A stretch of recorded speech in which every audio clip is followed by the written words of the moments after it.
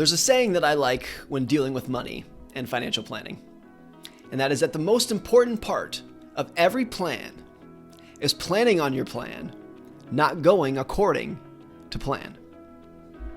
It's a mouthful, I know, but I think it's so important.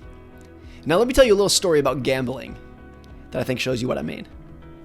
I once spoke with Ed Thorpe. Ed Thorpe is an incredible investor, and he was also a very successful card counter in Las Vegas casinos. Now, if you don't know, card counting is basically when you count what cards the dealer has already dealt when playing a hand of blackjack, and you use that information to calibrate the odds of certain cards being dealt in the future. You use that information to change how you bet while you're playing blackjack to tip the odds of winning in your favor. Now, it's pretty complicated. I wouldn't suggest you try doing this, but that's basically how it works. And now, normally when you and I play blackjack at a casino, the dealer, which is the casino, has an edge of about 2%. That just means that if you and I play long enough, the casino, is guaranteed to win. That's why casinos can make a business out of it. What card counters like Ed Thorpe did is they just flip those odds. And by counting the cards, they can ensure that they won about 52% of the time. 52% of the hands that they played, they won. Now that just meant that if they played long enough, they were guaranteed to win. That's just how the math of it worked. But, now this is so important, when the odds are slightly in your favor, you are guaranteed to win eventually, in the long run. But you're also guaranteed to lose a lot in the short run. If there's a 52% chance that you will win a hand when someone like Ed Thorpe is playing blackjack, that means there's a 48% chance that they'll lose, which is a lot. And so even if the odds of winning are in your favor and you have a winning strategy, you have to be prepared to lose a lot of the time. You gotta be prepared for there to be setbacks and losses. So the most important part of a card counter strategy is making sure that they can survive a long string of losses that they know are inevitable. Not just possible, but guaranteed to happen. They constantly had to manage their bets to withstand lots of losses, even when they had a perfect strategy. Which, of course, is the same way it works when you're dealing with your own money. Saving money in life would be easy if everyone knew exactly what the future held. If you knew what your expenses would be in the future and what your future setbacks would be, what your future goals would be. But the truth is, we don't. Nobody can predict the future of the economy with any kind of precision.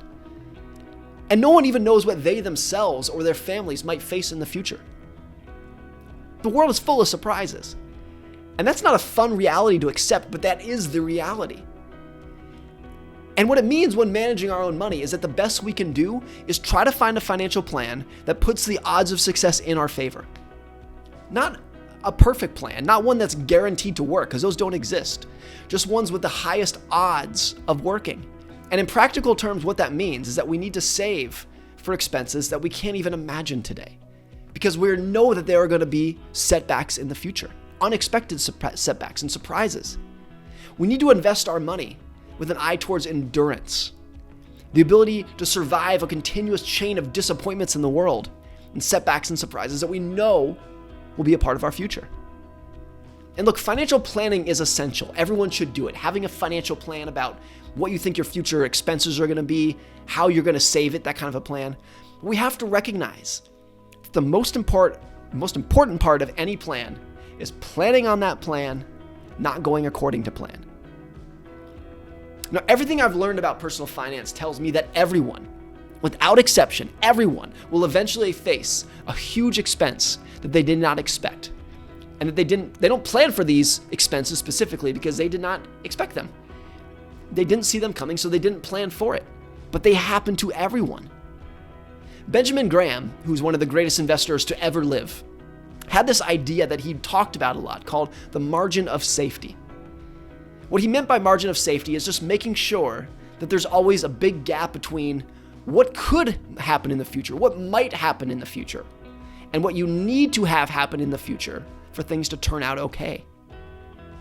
Just having a big gap, having room for error in your financial planning. I think it is such an important concept. And it applies to lots of areas of your financial life. Let me give you two. What is the most important thing for you to save for? Is it retirement or a car or a house? I mean, those are all great, of course. I save for those things. I think you should too.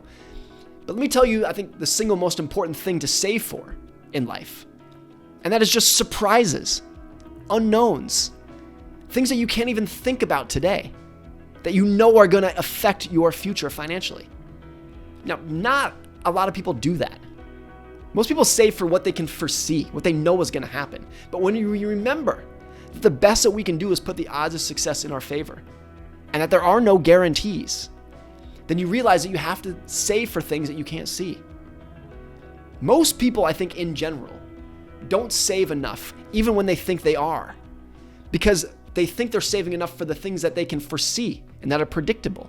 And then once they're surprised, as everyone will eventually be, they become financially vulnerable. So here's my advice to everyone.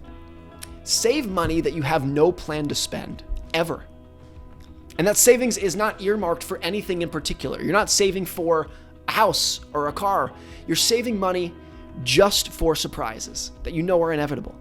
Or if you want to label it, if you want to put a label on this savings, you could say, I'm saving for a world in which curveballs are the most common balls that get thrown at me. It's so simple, but I think few things matter more in financial planning, especially over the long term. One other thing to keep in mind is when you're investing.